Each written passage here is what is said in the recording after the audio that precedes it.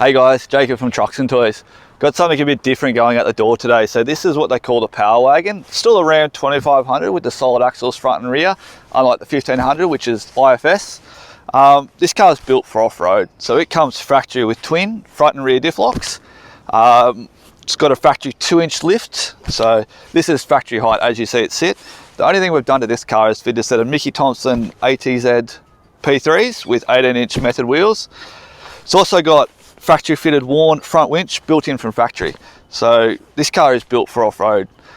It's also the new shape, so you can see it's got the different front ends, different headlights, different grille. This is the new generation. It's got the 12-inch screen inside with all the leather and all the nice comfort features you want in a luxury car, but it is designed to go off-road. So if you're looking for a car that is ready to go, this is it. Can't get it in the 6.7 litre diesel. It only comes in the 6.4 litre Hemi, but yeah, it goes awesome, goes great. If you're looking for a car that's ready to go, the Power Wagon's the perfect off-road car out of the box.